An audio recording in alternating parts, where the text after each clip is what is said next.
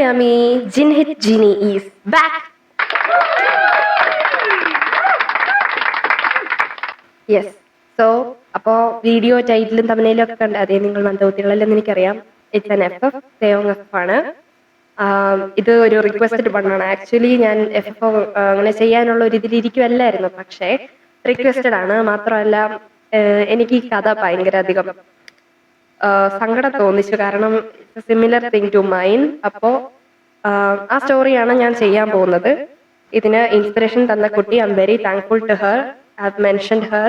Thank you so much dear. And ഈ video കാണുന്ന എല്ലാവർക്കും ഒരുപാട് നന്ദി. Silent sighs of 14, dawn of ലോങ്ങിങ്. ഒരു ടിപ്പിക്കൽ ഹൈസ്കൂള്.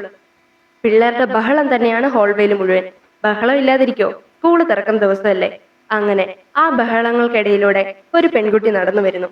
അവൾക്ക് പ്രത്യേകിച്ച് അങ്ങനെ ബഹളം ഉണ്ടാക്കാൻ കാര്യങ്ങളൊന്നുമില്ല. ഒറ്റയ്ക്ക് കുറച്ച് പുസ്തകങ്ങളും കെട്ടിപ്പിടിച്ച് താഴേക്ക് നോക്കി നേരെ നടന്നു പോകുന്നു.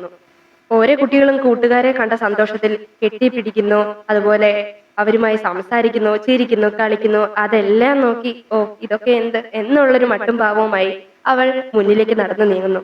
അവൾ അങ്ങനെ ആരെ ശ്രദ്ധിക്കാറൊന്നുമില്ല. പക്ഷെ ഇടയ്ക്ക് എവിടെയോ അവളുടെ ശ്രദ്ധ ഒരു സ്ഥലത്തേക്ക് പോയി. ആ അതിനെപ്പറ്റിയൊക്കെ പിന്നെ പറയാം. കുറെ നേരമായി അവള് ഇവളെന്നൊക്കെ പറയുന്നു. ആരാ അവള്? ഓ അവളോ? അവളുടെ പേര് ആതിര. 9ാം ക്ലാസ്സിൽ പഠിക്കുന്നു. പാവാണ്, മിടുകയാണ്. അധികാരോടും അങ്ങനെ മിണ്ടാട്ടൊന്നുമില്ല. എന്നാൽ ചങ്കുകളായ കുറച്ച് കൂട്ടുകാരികളുണ്ട്. അത്ര തന്നെ. ഹൈസ്കൂൾ ഹോൾവേ കളിചിരികളുടെയും തമാശയുടെയും എല്ലാം ഒരു വേദിയാണ്. അടിപിടി, തല്ലുണ്ടാക്കൽ, അവസാന ദിവസം പിരിഞ്ഞു പോകുമ്പോൾ കരച്ചില്, പിഴിച്ചില് എല്ലാം അവിടെ തന്നെ.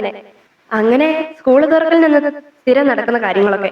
അസംബ്ലി, പ്രസംഗം, പാട്ട്, പ്രാർത്ഥന, അങ്ങനെയൊക്കെ. അതിനുശേഷം ഏകദേശം ഉച്ചയോടടുക്കാറായി. ആതിര ലൈബ്രറിയിലേക്ക് പോയി. ആതിരയ്ക്ക് പുസ്തകങ്ങൾ വായിക്കാൻ വളരെയധികം ഇഷ്ടമാണ്. ആതിരയ്ക്ക് ലവ് സ്റ്റോറീസ് വായിക്കാൻ വളരെയധികം ഇഷ്ടമാണ്. അതേസമയം ചെറിയൊരു ഇഷ്ടക്കേടും.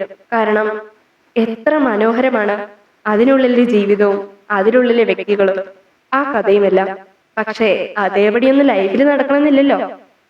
ലൈബ്രറിയിൽ സൈലൻസ് പാലിക്കണം എന്നൊക്കെ പറഞ്ഞാലും മിക്ക കുട്ടികളും പോയി ബഹളം ഉണ്ടാക്കിക്കൊണ്ടിരിക്കും. പക്ഷേ ആതിര മാത്രം പുസ്തകത്തിൽ മുഴുകിയിരിക്കും. ആ കഥയിൽ ജീവിക്കാൻ പറ്റിയിരുന്നെങ്കിൽ വരെ അവൾ ആ സമയം ആലോചിക്കും. എങ്കിലും അവളുടെ ശ്രദ്ധ തിരിക്കാൻ ഒരാൾക്ക് കഴിയും. ആണോ? അതാരാ അത്? ഒന്നറിയണമല്ലോ. അത്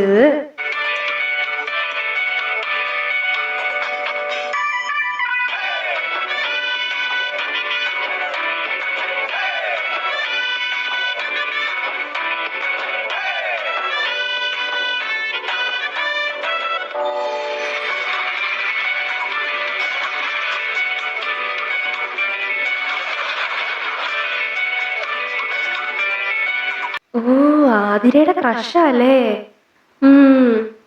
അതേസമയം ആതിര ഇവൻ ഇങ്ങനെ വന്ന് നിന്നാ ഞാനിങ്ങനെ പുസ്തകം വായിക്കും. പുസ്തകത്തിലോട്ട് ഒരു നിമിഷമെങ്കിലും നോക്കാൻ പറ്റണ്ടേ.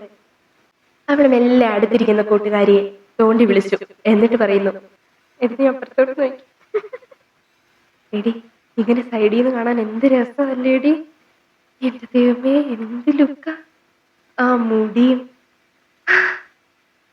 എന്റെ പൊന്നേടി നീ എന്തൊരു കോഴിയടി. നീ പൊടി. അതൊക്കെ പോട്ടെ, ഇതിങ്ങനെ തന്നെ കൊണ്ടുപോകാനാണോ അതോ എല്ലാം പറയോ? എന്ത്? ദേ ദേ ദേ ഉരുണ്ട് കളിക്കല്ലേ. അതൊക്കെ സമയം വരുന്ന പോലെ പറഞ്ഞാ പോരടി. സമയം വരാൻ കാത്തിരുന്നാലേ വേറെ വല്ല പെണ്ണും അടിച്ചോണ്ട് പോവും. ആ പറഞ്ഞതൊക്കെ വാസ്തവം തന്നെ. ആതിര അവർ രണ്ടുപേരുമൊത്തുള്ള നിമിഷങ്ങൾ സ്വപ്നം കണ്ടു. പക്ഷേ വിധി എപ്പോഴും പ്രതീക്ഷകൾ തല്ലിക്കെടുക്കുന്നതിൽ വളരെയധികം മിടുക്ക് കാണിക്കുന്നു. അങ്ങനെ അവർ തിരിച്ച് ലഞ്ച് ബ്രേക്കിന് ക്ലാസ്സിൽ പോയി. പെട്ടെന്ന് ഓടി വന്നു നമ്മുടെ ആതിരയുടെ ക്രഷ്. ക്ലാസ്സിലുള്ള ഓരോ പിള്ളേരോടും ഹോംവർക്ക് ചോദിക്കുന്നു. കാരണം ഉച്ച കഴിഞ്ഞ് ഹോംവർക്ക് സബ്മിറ്റ് ചെയ്യണം. ഇവന്മാരാണെങ്കിൽ ചെയ്തിട്ടുമില്ല. അങ്ങനെ ഒടുവിൽ ആതിര